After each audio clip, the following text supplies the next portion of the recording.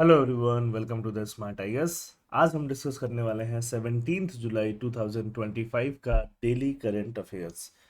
So in the daily current affairs, we are going to talk about two topics today. First is India has achieved 50% installed electricity capacity from non-fossil fuel sources. Non-fossil fuel source, fossil fuel कौन सा होता है आपको पता है? कोयला होता है या फिर हाइड्रोकार्बन होता है। इनसे इनके अलावा जो सोर्सेज हैं, रिन्यूएबल सोर्सेज वगैरह वगैरह सोर्सेज, ठीक है, उससे 50% इंस्टॉल्ड इलेक्ट्रिक कैपेसिटी इंडिया ने अचीव कर लिया है। तो ये इकोनॉमी, एनर्जी, इन्वायरमेंट ऐसे टॉपिक्स में काम आएगा। जीएस पेपर 3 में डायरेक्टली इसका रूल है। Second topic is deep fakes and India's intervention. Deep fake और इंडिया का इंटरवेंशन, अब ये साइंस एंड टेक में इसको समझो या फिर इसको गवर्नेंस में समझो। गवर्नेंस में भी इसका रूल आ सकता है। तो ये दोनों टॉपिक आज हम डिटेल में डिस्कस करने वाले हैं। जब हम टॉपिक्स डिस्कस कर रहे होंगे तो आप बहुत सारे नए कीवर्ड सीखिएगा, बहुत सारे नए वर्ड्स आपके डिक्शनरी में, आपके वोकेबलरी में ऐड होंगे। वो वर्ड आप कमेंट सेक्शन में बता सकते हो कि आपने आज क्या क्या नए वर्ड सीखे, जिससे कि आपका रिटेंशन स्ट्रांग होता है और वो रिटेंशन आपको हेल्प करता है कॉम्प्रिहेंशन पावर बढ़ाने में और मेंस की आंसर राइटिंग स्किल्स में हेल्प करता है। तो let's start with the first topic. India has achieved 50% installed electricity capacity from non fossil fuel source. Non fossil fuel, fossil fuel मतलब क्या होता है आपको पता है? कोयला, कोल वगैरह क्या होता है? फॉसिल फ्यूल होता है। हाइड्रोकार्बन क्या होता है? फॉसिल फ्यूल होता है। जिससे कि क्या बनता है आपका hydrocarbon based, for example petrol, diesel, crude oil से जो आता है, ये सब फॉसिल फ्यूल से आ रहा होता है। तो अब इनके अलावा भी 50% अलग कैपेसिटी हमने रिन्यूएबल एनर्जी और बाकी सोर्सेज से फुलफिल कर लिया है, जो कि हमारा नेशनली डिटरमाइंड कंट्रीब्यूशन टारगेट के लिए बहुत अहम है।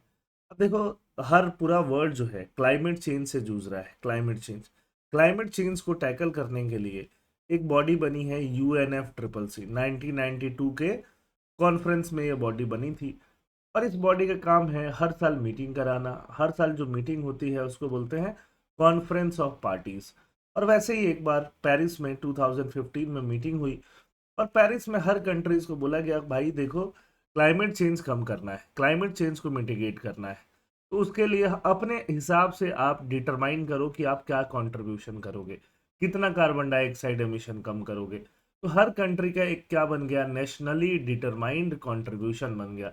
उस नेशनली डिटरमाइंड कंट्रीब्यूशन के तहत हमने ऐसा बोला कि हम 2030 तक जो 50% इलेक्ट्रिसिटी जनरेट करेंगे वो फॉसिल फ्यूल वाली एनर्जी नहीं होगी। क्योंकि फॉसिल फ्यूल की एनर्जी को से क्या निकलेगा? Carbon dioxide, carbon monoxide. तो हम फॉसिल फ्यूल बेस्ड एनर्जी को कम कर रहे हैं परसेंटेज के टर्म्स में, और non fossil fuel based energy हमारा बढ़ेगा। हम इसको 2030 तक अचीव करने वाले थे और 2025 में ही हमने इसको अचीव कर लिया। Despite 50% capacity, actual clean energy generation share is only 28%। तो इसमें डिस्पेरिटी भी है। कैपेसिटी हमारी 50% हो चुकी है, बट एक्चुअल जनरेशन की बात होती है। एक होती है कैपेसिटी, एक होता है एक्चुअल जनरेशन। एक्चुअल जनरेशन अभी सिर्फ 28% तक है। जो हमारी फुल कैपेसिटी है, अगर उसको यूज में लाएंगे तो हम 50% क्या जनरेट कर रहे होंगे? रिन्यूएबल एनर्जी जनरेट कर रहे होंगे। 5 साल पहले 2030 तक हमें इसको अचीव करना था। 5 ईयर्स अहेड हमने इसको अचीव कर लिया। टोटल इंस्टॉल्ड कैपेसिटी इंडिया में कितनी है? 484.8 गीगावाट। ये आप याद रख सकते हो, 484। ये डायरेक्टली आप मेंस में सैल्यूट करोगे। इसका आधा 242.8 गीगावाट नॉन फॉसिल सोर्स से हम लोगों ने अचीव कर लिया है, जो कि मोर देन 50% है। 50% से भी 0.08% ज्यादा है, जो कि पेरिस एग्रीमेंट के हिसाब से नेशनली डिटरमाइंड कंट्रीब्यूशन को हम लोग 5 ईयर्स पहले ही पूरा कर रहे हैं। हम लोगों ने क्या क्या कंट्रीब्यूशन लिया था? 50% एनर्जी क्या होगी? रिन्यूएबल एनर्जी होगी, non fossil fuel based energy होगी। ठीक है, India will increase non fossil energy capacity to 500 gigawatt. अब हमें इस 242 को कहां तक लेके जाना है? 500 गीगावाट तक। 50% हम रिन्यूएबल के आसपास पहुंच रहे हैं। India will reduce the total projected carbon emission by 1 billion. Carbon emission को भी हमें क्या करना है? कम करना है, नए पेड़ वेड़ लगाने हैं। ठीक है, और ओवरऑल कार्बन इंटेंसिटी है, जैसे फॉर एग्जांपल कुछ भी चीज प्रोड्यूस होता है ना, कपड़े प्रोड्यूस हो रहे हैं, जूते प्रोड्यूस हो रहे हैं, मोबाइल प्रोड्यूस हो रहा है, तो कार्बन डाइऑक्साइड एमिट हो रहा है। उसको बोलते हैं कार्बन इंटेंसिटी। तो कार्बन इंटेंसिटी को कम करना है। Carbon intensity of overall economy को 45% कम करना है हमें, और फाइनली 2070 तक एक नेट जीरो कंट्री बन जाना है। मतलब हमारी कंट्री से जितना CO2 बाहर निकलेगा, उतना CO2 हमारी ट्रीज वगैरह जो हैं वो कंजर्व भी कर लेंगे, सिक्वेस्ट कर लेंगे, तो हम नेट जीरो कंट्री बन जाएंगे। कब तक? 2070 तक। तो अभी जो काम आप देख रहे हो, फर्स्ट और सेकंड गोल में हमें काफी अचीवमेंट देखने के लिए मिल रहा है। हमने सोचा है कि 2070 तक हम नेट जीरो बनेंगे, जबकि यूएस ने 2050 तक ही बोला है बनने के लिए, चाइना ने 2060 तक बोला है नेट जीरो इकोनॉमी बनने के लिए। पेरिस एग्रीमेंट, मैंने बताया आपको, Paris agreement United nation framework convention on climate change के अंदर है। ये COP21 समिट है, 2015 में हुआ था। यहाँ पे बोला गया था कि प्री इंडस्ट्रियल लेवल जो है, मतलब 18-19 सेंचुरी के हिसाब से, हमें उस समय जो एवरेज टेम्परेचर वर्ल्ड का था उससे मैक्सिमम 2 डिग्री सेल्सियस के पहले हमें रोक देना है। अगर 1.5 डिग्री सेल्सियस के पहले रोक दें तो ज़्यादा अच्छा होगा। उसके लिए हमें क्या करना पड़ेगा? हर साल, है ना, ये बात 2015 की हो रही है, हर साल 2020 तक हमें $100 बिलियन को मोबिलाइज करना पड़ेगा। लेकिन क्या हम लोगों ने मोबिलाइज किया? हम लोगों ने मोबिलाइज नहीं किया, है ना। हम लोग मतलब पूरे ओवरऑल वर्ल्ड की बात हो रही है, सिर्फ इंडिया की बात नहीं हो रही है।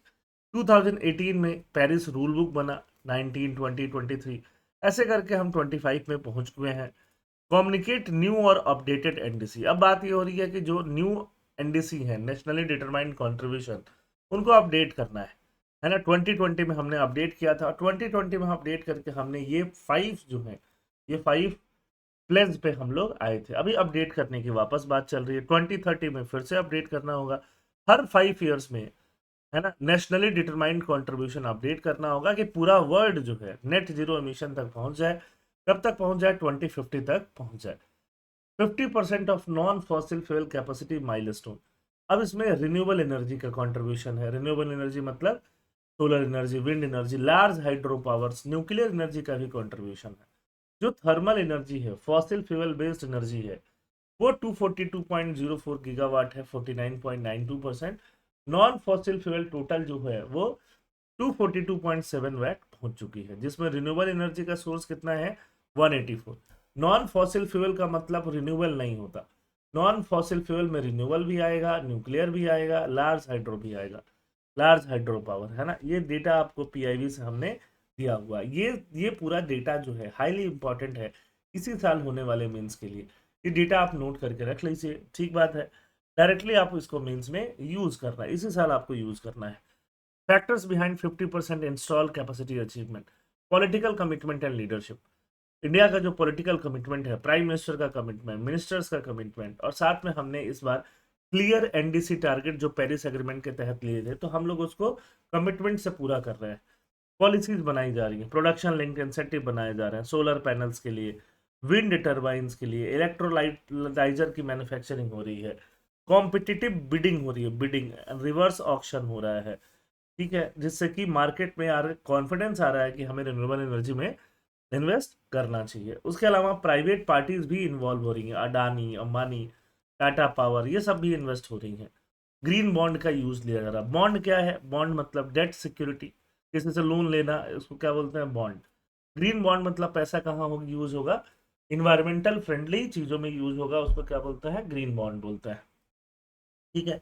स्टेट लेवल इनिशिएटिव क्या है? रिन्यूएबल एनर्जी के पार्क्स बन रहे हैं, रिन्यूएबल एनर्जी, बड़े बड़े एरिया जहाँ पे सोलर एनर्जी के पैनल्स लगाए जा रहे हैं, गुजरात में, राजस्थान में, तमिलनाडु में, कर्नाटका में, है ना। रिन्यूएबल परचेज ऑब्लिगेशन किया जा रहा है, मतलब स्टेट गवर्नमेंट को बोला जा रहा है कि एक सर्टेन परसेंटेज ऑफ एनर्जी आप रिन्यूएबल एनर्जी सोर्सेज वाला ही खरीदेंगे, उसको क्या बोलते हैं? Renewable purchase obligation. तो ये सारे पॉइंट है, तो डायरेक्टली एज इट इज आप मेंस में लिखोगे।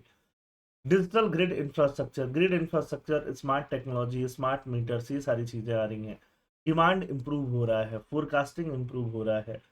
इंटरनेशनल कोऑपरेशन, हमने इंटरनेशनल सोलर अलायंस बनाया है, ठीक है। World bank, Asian development bank, climate fund, सबका फायदा हमें मिल रहा है, ठीक है। गवर्नमेंट ऑफ इंडिया ने क्या क्या स्टेप्स उठाए? पीएम सूर्य घर स्कीम, पीएम सूर्य घर मुफ्त बिजली योजना। अब ये इस साल यूपीएससी प्रीलिम्स में भी आया हुआ स्कीम है डायरेक्टली। इससे 7 lakh roof top solar installation हुआ है। रूफ टॉप मतलब छत के ऊपर 7 लाख घरों में रूफ टॉप में इंस्टॉलेशन हुआ है। पीएम कुसुम, ये थोड़ा पुराना स्कीम है। कुसुम 2017-18 का स्कीम है। सोलर पावर्ड पंप, है ना, खेती करने के लिए जो पंप यूज होते हैं जिससे पानी निकाला जाता है खेतों में, वो सोलर पावर्ड पंप होंगे। ये 2017-18 से स्कीम चल रहा है। Green energy open access rule, renewable energy के एक्सेस को प्रमोट करता है। ग्रीन एनर्जी में, रिन्यूएबल एनर्जी में फॉरेन से कोई इन्वेस्ट करना चाहे तो 100% इन्वेस्टमेंट कर सकता है। अगर मान लो तुम्हारे पास पैसा है, आप कुछ विंड एनर्जी का प्रोजेक्ट लगा रहे हो और पैसे में थोड़ा पैसे की कमी आ जाती है, तो वो वायबिलिटी गैप फंडिंग कौन दे रहा है? गवर्नमेंट दे रहा है। तो ये गवर्नमेंट के इनिशिएटिव्स हैं। और बायो एनर्जी रिवाइवल कर रहा है government, national wind solar hybrid policy बना रहा है। पीएम सूर्य घर रूफटॉप तो पता ही है, पीएम कुसुम तो बता ही दिया। ये सारा गेम चेंजिंग है, ये सारा इवेंट, ये सारा कुछ लिया जा रहा है जिसके वजह से अभी जो है ना, सोलर में या रिन्यूएबल एनर्जी में बहुत ज़्यादा मूव आया है। अचीवमेंट का सिग्निफिकेंस क्या है? इंडिया का लीडरशिप दिखाई दे रहा है, क्लाइमेट लीडरशिप। इंडिया अपनी एनर्जी सिक्योरिटी अचीव करेगा, इकोनॉमिक ग्रोथ हम करते रहेंगे, टेक्नोलॉजिकली हम एडवांस बनते रहेंगे। ये सिर्फ मेगावाट्स की बात नहीं है ना। This is not just clean power, it's inclusive progress. Progress हो रहा है, इंक्लूसिव हो रहा है, एम्प्लॉयमेंट भी जनरेट हो रहा है, एनर्जी एक्सेस भी इनहेंस हो रहा है, एयर पॉल्यूशन भी कम हो रहा है, हेल्थ आउटकम्स भी बेटर हो रहा है, रूरल इनकम्स भी बेटर हो रहा है। तो ये सब कुछ फायदा हो रहा है। सिर्फ सिर्फ ये मेगावाट्स नहीं है, ये पांचों पॉइंट जो है ना, ये 3 पॉइंट नीचे और 2 पॉइंट ऊपर, डायरेक्टली आप अपने मेंस में यूज कर सकते हो।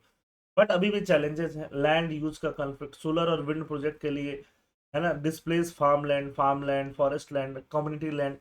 तो लैंड का कॉन्फ्लिक्ट आता है। एनर्जी एक बार जब जनरेट कर ली, उसको स्टोर करने के लिए लार्ज स्केल बैटरी का कंस्ट्रेंट आता है, इंटरमिटेंसी का कंस्ट्रेंट आता है। सोलर एंड विंड जो है वेदर एंड टाइम पे डिपेंड करते हैं, जो अनप्रडिक्टेबल वेदर होता है। ठीक है, तो अब मान लो सोलर का टाइम नहीं आ रहा, सर्दियों का टाइम आ गई, 5 दिन 10 दिन धूप ही नहीं निकला, फिर उस टाइम पे क्या करोगे? इंटरमिटेंसी का टाइम आता है। साइबर सिक्योरिटी, जो ग्रिड वगैरह होता है, एनर्जी हैक करना, मालवेयर अटैक्स, ठीक है, ये सब कुछ डिसरप्शंस का एक तरह से इशू आता है। Strategy for enhance utilisation, government को क्या क्या स्ट्रेटजी लगानी चाहिए? टाइम ऑफ डे प्राइसिंग, मतलब जब हायर डिमांड हो तो प्राइस बढ़ा दो, लोअर डिमांड हो तो प्राइस घटा दो। जैसे कि राजधानी ट्रेन में होता है, जैसे कि आपका और जगह होता है, एयरप्लेन्स में होता है। बैटरी एनर्जी स्टोरेज सिस्टम होना चाहिए। हाइब्रिड रिन्यूएबल प्रोजेक्ट, एक साथ सोलर विंड दोनों लगाओ, है ना, कि एक का मौसम काम नहीं करेगा, दूसरे का करेगा। पॉलिसी में सपोर्ट हो, मैन्युफैक्चरिंग को और ज्यादा इंसेंटिवाइज इंडिया में किया जाए। आगे रोड अहेड क्या है? ग्रिड को और मॉडर्नाइज करना, आर्टिफिशियल इंटेलिजेंस बेस्ड बनाना, स्टोरेज को स्केलिंग करना है। स्टोरेज मतलब बैटरी एनर्जी स्टोरेज सिस्टम को और ज्यादा इनहेंस करना। सर्कुलर इकोनॉमी को प्रमोट करना, कि सोलर पैनल बनाया जाए, फिर उससे बैटरीज, टरबाइन, मटेरियल की वापस रीयूज किया जा सके। एनर्जी इक्विटी, इक्विटी मतलब सबका फायदा हो इससे। ठीक है, ग्रीन हाइड्रोजन का भी यूज किया जाए। ग्रीन हाइड्रोजन हमने कुछ दिनों पहले ही कवर किया था। और साइबर टेक्नोलॉजी को और ज्यादा रेजिलियंट किया जाए, स्ट्रॉन्ग किया जाए। ठीक है, व्हाट नेक्स्ट? नेक्स्ट यही है, आर्टिफिशियल इंटेलिजेंस का use, circular use of solar panel, green hydrogen use. ये देखो, ये सब गवर्नमेंट की वेबसाइट्स पे गवर्नमेंट खुद ही बता रही है व्हाट नेक्स्ट। समझ में आई बात? डायरेक्टली हम लोग यही सब चीजें एग्जाम में मेंशन करेंगे। This is going to be a wonderful answer, very good answer. In a word seeking climate solution, India is showing the way. एक वर्ड जो क्लाइमेट सॉल्यूशन सीख कर रहा है, इंडिया वे दिखा रहा है। Achieving 50% of non fossil fuel capacity 5 year ahead of 2030 target is a proud movement of every Indian. Every Indian का क्या है? ये प्राउड मूवमेंट है। Deep fakes and India's intervention. Deep fake आप समझते ही हो, है ना, एआई जनरेटेड वीडियोस बना लेना, उसको क्या बोलते हैं? डीप फेक, जो एकदम ओरिजिनल जैसा लगता है ना। आपको बहुत ज्यादा आप उसमें डिफरेंस फील नहीं कर पाओगे, है ना। मोदी जी के बहुत सारे वीडियोस दिखेंगे और बिल्डर्स के वीडियोस दिखेंगे, उनकी वॉइसेस, फेस, लाइकनेस, बहुत सारा मैच करा दिया जाता है, जिसको बोलते हैं डीप फेक। डीप फेक के ऊपर डेनमार्क ने एक लॉ बनाया है, कॉपीराइट लॉ। बोला है कि देखो, किसी भी पर्सन का आप डीप फेक्स को यूज नहीं कर सकते, उसको बैन किया जाएगा। खासकर नॉन कॉन्सेंसुअल डीप फेक, जब तक कोई कंसेंट नहीं देता है, डीप फेक्स को क्या किया जाएगा? बैन किया जाएगा। और किसी के मरने के 50 साल बाद तक भी उसका डीप फेक्स को यूज नहीं किया जा सकता है ना। Treats unauthorised deep fakes as breach of copyright, copyright का ब्रीच माना जाएगा। ठीक बात है। तो ये डेनमार्क कर रहा है, तो क्या इंडिया को भी करना चाहिए? हम उस पर आएंगे। डीप फेक्स क्या है देखो, ये ओरिजिनल ओरिजिनल देखो, और ये यहाँ पे डीप फेक वीडियोस देखो। देखो बहुत ज़्यादा डिफरेंस यहाँ पे आपको देखने के लिए नहीं मिलता है। यहाँ पर रिंकल्स ओरिजिनल में ज़्यादा देखने के लिए मिलेंगे, और डीप फेक में रिंकल थोड़ा आपको कम देखने के लिए मिलेगा। ठीक है, आइरिस जो होता है, आंखों के पुतलियाँ और ज़्यादा डार्क देखने के लिए मिलेंगी। ठीक है, तो ये लिप्स जो होते हैं और फुल देखने के लिए आपको मिलेंगे। तो कुछ कुछ चीज़ें जो है डीप फेक इन्हेंस कर देता है, जिससे कि आप पता लगा सकते हो कि वीडियो जो है deep fake AI generated videos है। आजकल बहुत सारे ऐप आ गए हैं, आप आराम से खुद भी डीप फेक वीडियोस बना सकते हो। डीप फेक वीडियोस क्या करते हैं, डीप लर्निंग करते हैं, कॉम्प्लेक्स पैटर्न्स को स्टडी करते हैं, एडवर्सरियल नेटवर्क को जनरेट करते हैं। A generator creates fake content while a discriminator refines its realism by detecting fakes। ठीक है, नेचुरल लैंग्वेज प्रोसेसिंग वगैरह का यूज होता है, लिप सिंकिंग वगैरह का यूज होता है डीप फेक्स में। डीप फेक्स में फेस स्वैप कर दिया जाता है कई बार लोगों का, वॉइस को क्लोन कर दिया जाता है, सेम वॉइस यूज कर दिया जाता है, सोर्स वीडियो का मैनिपुलेशन, है ना। लगातार आप ये वीडियो आजकल देख रहे होगे, ऐसा नहीं है कि आप वीडियो सोशल मीडिया पे नहीं देख रहे होगे, है ना। एडोब, फोटोशॉप, माइक्रोसॉफ्ट, सेंसिटी एआई, सब ये सब टूल यूज करके डीप फेक वीडियोस बनाया जा रहा है। ठीक है, अब इंडिया कैसे डीप फेक से डील करता है? डीप फेक से डील करने के लिए हमारे पास कोई अलग से लॉ नहीं बना हुआ है। मोदी जी भी बोलते हैं deep fake is a cause of great concern, therefore water marking और clear declaration should be made on AI generated content. AI generated content पे क्लियर डिक्लेरेशन होना चाहिए। इंफॉर्मेशन टेक्नोलॉजी एक्ट 2000 में जो बना था, उसका 66D of IT act targets in impersonation and cheating via digital means. Impersonation और चीटिंग वाया डिजिटल मीन्स को 66D के तहत इलीगल मानता है। आईटी रूल्स 2021 का जो आईटी एक्ट पे बना है, requires platform to remove impersonation और morph content when altered quickly और lose their safe harbour protection, है ना। आईटी रूल ये बोलता है कि जो भी इंटरमीडियरीज है, मतलब फेसबुक, मतलब इंस्टाग्राम, ये प्लेटफॉर्म जो है ये इंटरमीडियरीज है। आप कंटेंट बनाते हो, कोई और कंज्यूम करता है, ये लोग इंटरमीडियरीज है। तो इनको जैसे ही बताया जाए गवर्नमेंट की तरफ से कि कंटेंट मॉर्फ्ड आया है, मॉर्फ्ड मतलब क्या होता है, ठीक है, एक तरह से फेक कंटेंट आया है, कॉपीड कंटेंट आया है, किसी किसी को दूसरे को आप कॉपी कर रहे हो, ठीक है, इम्पर्सनेट कर रहे हो, और वहां पे अलर्ट अगर जारी किया जाता है तो उनको क्विकली हटा दिया जाएगा। नहीं तो सीधे सीधे फेसबुक, इंस्टाग्राम, इन पे ही एक तरह से उनका प्रोटेक्शन जाएगा, उनका जो सेफ हार्बर है, उन पे जो एक तरह से, है ना, प्रोटेक्शन मिला हुआ है, उनका प्रोटेक्शन खुद का चला जाएगा। और इंडिया क्या कहता है, कॉपीराइट एक्ट है। Copyright act can be applied if deep fakes use copyrighted images और वीडियोस विदाउट परमिशन। ठीक है, इंडिया का एक बॉडी है, Indian computer emergency response team, जिसको सर टीम बोलते हैं। ये एडवाइजरी इशू करता है डीप फेक थ्रेट पे, and measures that need to be follow to stay protected. Indian cyber crime coordination centre है, assist law enforcement agencies in effectively tackling cyber crime including deep fakes. Deep fakes को tackle करने के लिए Indian cyber crime coordination centre भी है। How India has dealt with deep fakes, deep fakes से India कैसे deal कर रहा है? कॉपीराइट एक्ट है हमारा, साइबर, है ना, कंप्यूटर इमरजेंसी रिस्पांस टीम है, Indian cyber crime coordination centre है। ये सब हम डीप फेक से डील करने के लिए बना रहे हैं। Cyber crime coordination centre, cyber crime coordination centre उसने एस्टैब्लिश किया है मिनिस्ट्री ऑफ होम अफेयर्स ने। मिनिस्ट्री ऑफ होम अफेयर्स में ये साइबर क्राइम कोऑर्डिनेशन सेंटर में एकेडमिया, एकेडमिया मतलब एकेडमिक्स के लोग, प्रोफेसर्स वगैरह, इंडस्ट्री, पब्लिक, गवर्नमेंट, सब लोग एक साथ आते हैं, इन्वेस्टिगेट करते हैं, क्राइम्स को प्रोसिक्यूट करने का काम करते हैं। इसका हेडक्वार्टर कहाँ पे है? न्यू दिल्ली में है। सर्ट के बारे में यहाँ पे आप डिटेल में देख सकते हो। एक नोडल एजेंसी है, मतलब मेन एजेंसी है, जो कंप्यूटर सिक्योरिटी से रिलेटेड इंसिडेंट को बताएगा। It is a functional organisation of MeitY, MeitY मतलब ministry of electronics and information technology. उसका फंक्शनल ऑर्गेनाइजेशन कौन है? CERT In. ठीक है, 2004 से ये सर्टिंग काम कर रहा है, गाइडलाइंस देना, एडवाइजरी देना, वल्नरेबिलिटी नोट्स देना, वाइट पेपर्स देना, ये सब इसका काम होता है, कंप्यूटर इमरजेंसी रिस्पांस टीम का। रिसेंट में केसेस भी आए थे, अनिल कपूर का केस, अनिल कपूर ने बोला कि झकास, ये झकास जो वो बोलते हैं उसको यूज नहीं किया जा सकता है।